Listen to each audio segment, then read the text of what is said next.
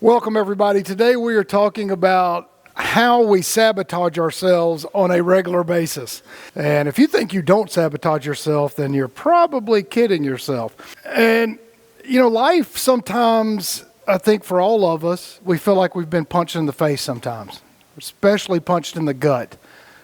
I know whenever my anxiety level gets high, I feel like there's somebody above me pointing down going, ha, ha, ha, this is life kicking you.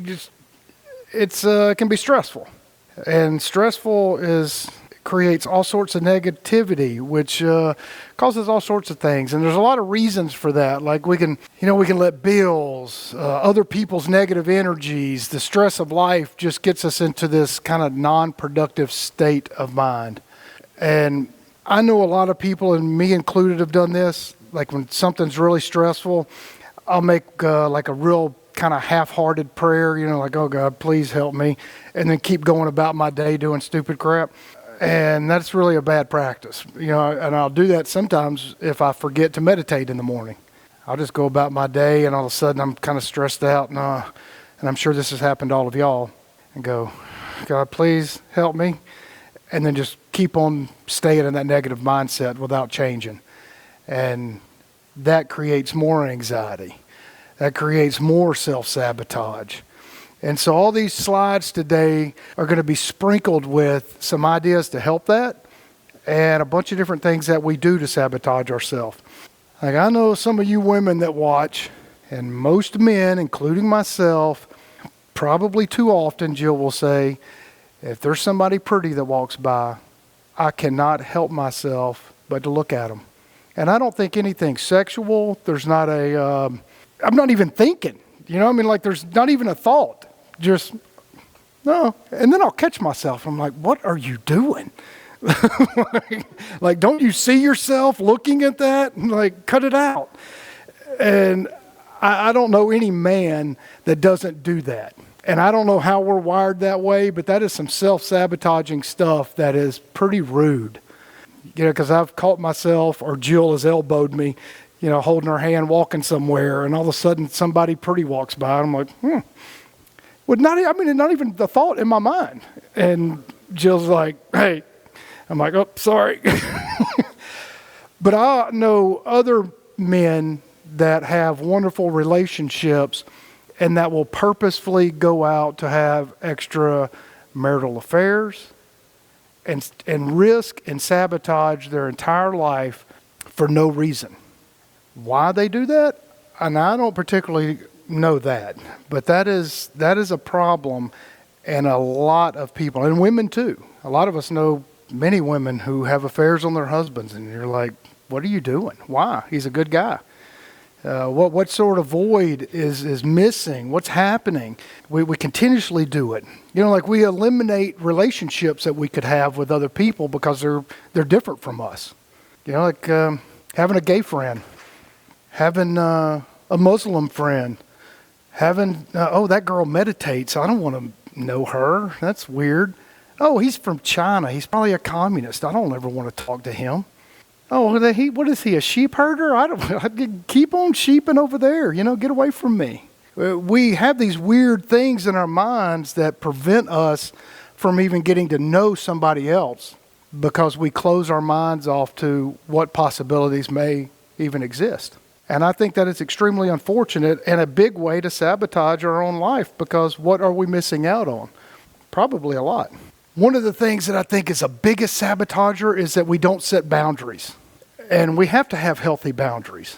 And we have to have boundaries, like I don't particularly like flamboyant, in-your-face, same-sex or of opposite sex, like nastiness. I find it unclassy. Like you can see these younger kids wearing their mini skirts with their butts falling out, or they're just making out and doing, like I just find it distasteful. So that's one of my boundaries. I'm like, okay, if you want to be around me, if you're going to come here, I would prefer you didn't sit in a mini skirt and you're showing me all your junk. I think that's rude. That would be a personal boundary of mine. How am I supposed to focus if you're letting all your junk show? That's just not appropriate. So that would be one of my boundaries. How about mutual respect? Like tolerance for other people, so long as they're being respectful to you and you them. If they're different from you. Proper communication. I don't want to talk to somebody that's yelling at me.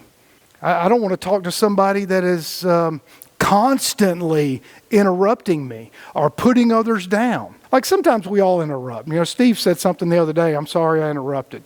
But he didn't do it in a bad way. It wasn't like a negative thing. But some people, they just can't shut up. You can't have a conversation with somebody if they're constantly interrupting you. You just can't do it. So that's one of my boundaries. Like if we're going to have a mutual beneficial relationship, then I want to listen to you. I want to practice the art of listening, and I want you to do the same thing back to me. And how many of us have relationships with our spouse, our friends, where we set up boundaries? How do we take ourselves seriously, and not overly seriously, but if we don't know what our own boundaries are? If we don't think about what is offensive to me and then why? Why do I find that offensive? How do you even know yourself if you're not thinking, if you're not using your mind and setting those things? So that is a form of self-sabotage. How about wasting our precious time? I mean, we have to think about that. Our life is an hourglass, and we don't know how many little pieces of sand we have. And every little piece of sand that just drops, we're wasting. We can't get it back. We can't shove it back up through the hourglass and let it fall again. I practice, and this has really helped me a lot. I have an hourglass sitting on my desk. Every time I find myself drifting off or doing something that's just a time waster, I will grab that hourglass and turn it over. And it instantly puts myself in check. Like, oh, you think you're going to take all your time for granted? Great idea. No. And there are a lot of different ways to do that. Like to me, I don't have any kids of my own, but I would never let my child do that. I would not let them be in that situation where they're always on their phone. I just wouldn't do it. Because you can see them now in today's world, they don't know how to communicate. Everything is a text.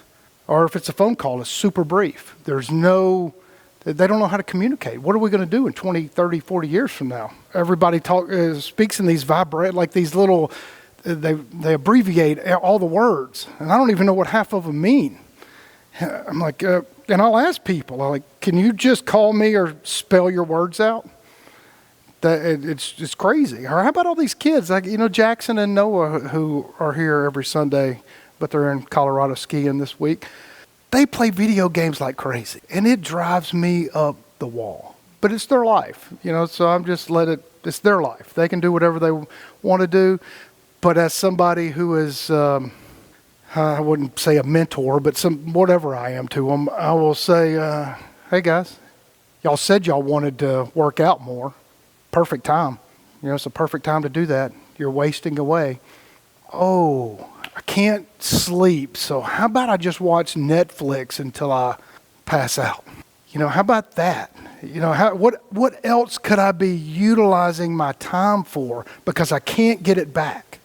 How about other ways we sabotage ourselves? Like we tell ourselves these narratives, I dislike doing this thing, or I enjoy it. How do you make yourself stop being negative? How do you, to me, it's all about being self-aware. I used to have, and I think a lot of us here have, at one time or another, been vulnerable talking about our inner problems to other people. I don't want to seem weak. I don't want to sit with Trey as new friends and we get in this conversation, and all of a sudden I spill out all my guts and my problems, and then Trey goes, you got this fear, oh, Trey may think I'm kind of screwed up. Maybe he doesn't want to be my friend. Or vice versa. Maybe he doesn't want to tell me because he thinks, man, I don't want Kevin to know any of that stuff because he's going to probably think I'm a wacko. Because we're men. We want everybody to think we're strong, we're tough. Nothing bothers us. We're tough, big men. Well, that's just crazy. It's really sad. Life sucks, or life is what you make it. I know that if you practice, because I've seen it in so many lives, including my own, when you catch yourself being negative, oh, this sucks. So, really, what sucks about it? What is so bad? What is so bad about what I'm doing? Whether I'm a waiter, or whether I'm sweeping, or whether I'm trading. I mean, that's my main profession is trading. And when I'm having a bad day, I'm like, what's really so bad about it? It's not so bad. Look around. I got good friends I can call. I have this place. We can walk around. I can meditate. I can smoke a cigar. There are a lot of things that we have that we take for granted. A lot. And that is self-sabotage. How about the lack of knowledge? I mean, me and Kyle were just talking about this a second ago. Man, I could get really frustrated that I don't know a lot of stuff. It's like really frustrated. But I think this is really, really important example of that. And this will seem like it's way off topic, but it's not. Most of y'all and most people watching do not realize that the whole Middle East after World War I was all the Ottoman Empire. We totally changed and made up all those boundaries. There was no Saudi Arabia. There was no Iran. There was no Iraq. There was not Yemen, Oman, Syria, Lebanon. All of those were one big area. And this is a fascinating thing because this illustrates judgment. And what I was just talking about, how we look at these things and what we're being told today, and we get brainwashed to thinking, oh, well, they're those people. Oh, they've been fighting for thousands of years. Just let them do their thing. Well, that's idiotic, like really idiotic. So I wanted to spend just a second and read this to y'all, because part of the reason why the Middle East was so volatile today is because in 1918 and 1920, 100 years ago, we defeated the Ottoman Empire. That's Syria, Lebanon, Israel, Iraq, Iran. And but our Western nations, Britain, France, Russia, the United States, we signed this secret treaty. I mean, it's not secret anymore, but it was then. It's the Sykes-Picot Agreement, and I know y'all have heard it. I know that y'all have heard it. It's like anything. If you don't know what it is, it goes in and goes out, and it never registers. The Sykes-Picot Agreement was secret at the time, and it was like, as they artfully put it, it was like Western nations giving themselves a nice big oil-flavored cake. And this secret agreement, we told all of those people, all of them that we're here to help y'all. Y'all are going to fight. Y'all are fighting for your freedom and blah. But we didn't. We totally compromised them at every turn and made them subjective to us. It is crazy. It's an insane thing. So whenever we don't have knowledge and understanding, we come to these prejudgments that somebody else has told us. And then we believe it because we've never done the research and we don't know. We've never taken the time to even look. So maybe when we catch ourselves thinking of somebody or some region, we should just stop and say, do I know what I'm talking about? Because if not, I'm self-sabotaging myself and my own belief systems, and I'm sabotaging potential relationships that I may have in the future with anybody. It's pretty important. This is a pretty good example that I was thinking about because we self-sabotage ourselves by not examining ourselves. It's really uncomfortable. That's why most people don't do it. A lot of people say they do. Oh, I know myself. Man, get out of here. I mean, no. And so I wanted to take this example for really people of the Christian faith is if Jesus was here today in modern times, he would probably resemble that carpenter right there. And he probably was a good carpenter, maybe. Who knows these things? But how many people would walk past a construction site seeing that guy work and never think nothing about him? Who would look at that guy in the middle that's Jesus-like with his long hair, his penetrating eyes, and think, that freak needs to get a haircut? Who's going to drive past Jesus and Mary Magdalene over there on the side of the road because, he probably was one of the guys that liked to walk? I would think you would just pass him on by. I think it's something that you may want to consider because that's what kind of guy he was at the time. And it's pretty remarkable that we had this preconceived notion that, I would stop and pick up Jesus. Would you? I don't think so. I don't think you would, because I know a lot of people that never give two thoughts of anybody doing any carpentry work anywhere at any time. They think they're beneath them. You see it everywhere. It's just a little example about how we should think. How do we see other people? And I think it's a fantastic example. Man, it may offend some of y'all, and you probably need to be offended. If we only feel like we know somebody else, like our spouse, like y'all too. Y'all are just the happiest couple, and every time I see y'all make me happy. But what if y'all don't talk? What if you and Billy, y'all feel like y'all know each other? Y'all been married a long time. But you only think that. If you do something or act a certain way, he's going to have a certain response. But how do we really communicate to our spouse? This is something that I strive with every single day. How do I get to know myself and my partner better? That I can communicate with all of her love languages. That I can be a better person, a better husband, a better partner without having my back turned to her. Like I caught myself several months ago because I used to greet her at the door every time she got off work. And I caught myself staying up in my study waiting for her to come up and see me. I just started to kind of get out of that routine for several weeks because I wasn't right then ready to stop my work, whatever I was doing. And I thought, man, what a dumbass move. It's like, that's really kind of stupid and selfish.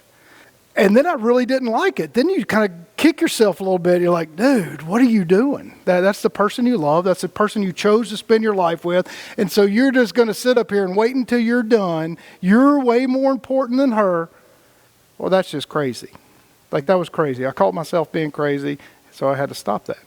And I think we've all had those experiences. And so if we don't want to self-sabotage the most important relationships in our life. You can only stay close if you're steadily communicating, steadily talking about your desires, your wishes, what you want. It's important. And we're going to do this real simple exercise. Y'all are all going to do it because y'all love me and y'all want to be here. I don't know if y'all have ever done this.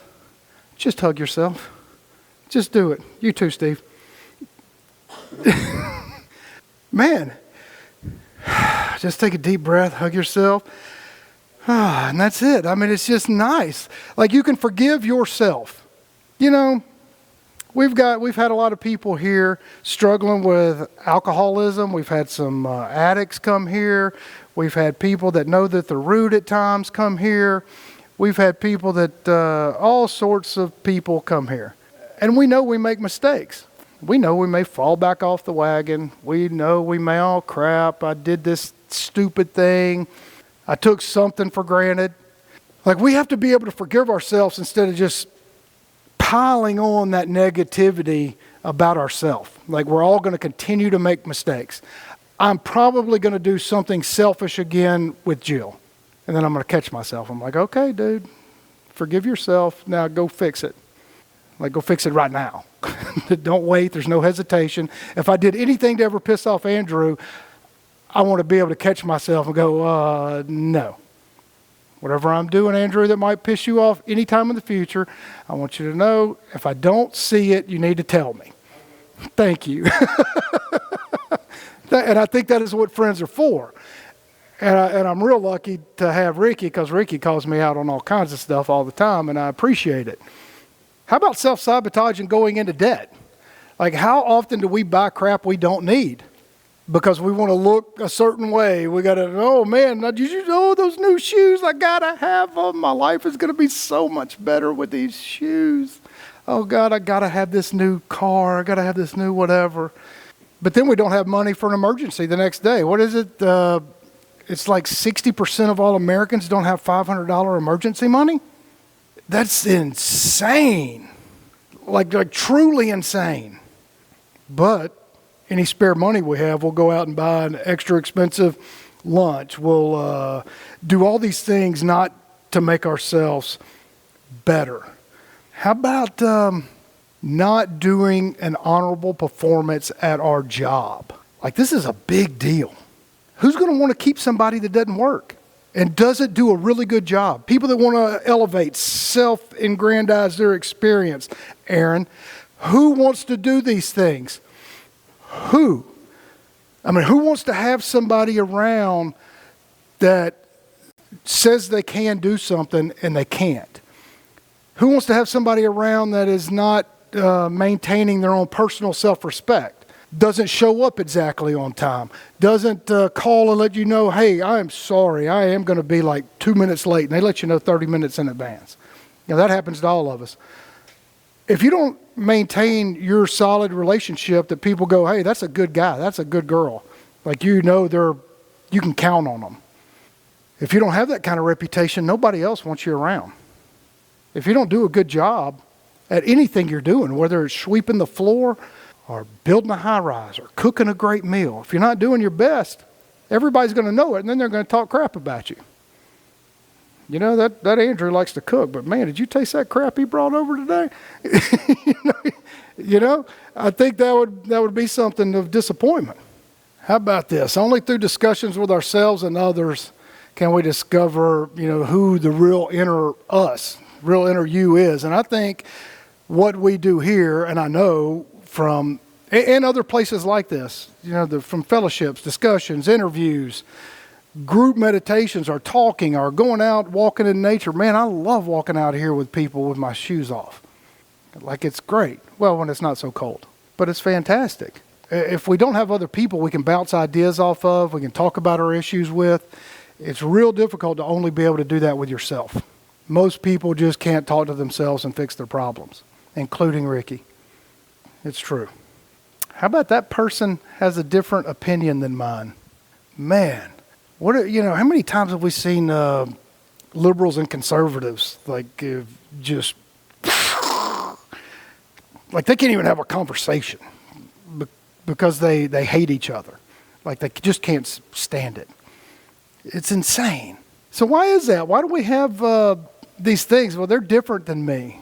Oh man, that guy's gay. I'll never be around him. I can't stand gay people. I hate conservatives. I hate liberals. Man, you see that everywhere. Oh, I'm a Baptist, and by damn, I'm never going to talk to a Catholic or Pentecostal because they are different than me. Like, it's everywhere. How do we ever have knowledge and understanding of each other if we just keep sowing all this crazy division? It's insane to me. How else do we sabotage ourselves? Man, I know somebody who is fighting depression, and he just can't stop sleeping. Like, the first thing he wants to do is just go to sleep. And he wants to stay asleep until the time he has to wake up, and he struggles to get up, hates getting up. And I'm like, dude, you were really self-sabotaging yourself bad. Bad. How about gambling? Especially around here, we have all these casinos here. Gambling is a big problem. Big problem. I got a buddy of mine at the Petroleum Club that I'm a member of, and this guy has to gamble at every single thing like he has never seen anything he doesn't want to make a bet on. Had lunch with him yesterday. I mean, I'm surprised he didn't make a bet on how fast it would take the waitress to come back to the table. Like, that's what kind of gamble. I'm like, dude, why are you doing that? You're losing all your money. But it doesn't matter. How about drugs? I mean, you're screwing up your life. Like, in a big way. And drinking. Too much drinking. Like, you're destroying yourself. You're hurting the people that you love. Nobody wants to be around your drunk ass. Like, why do people do it?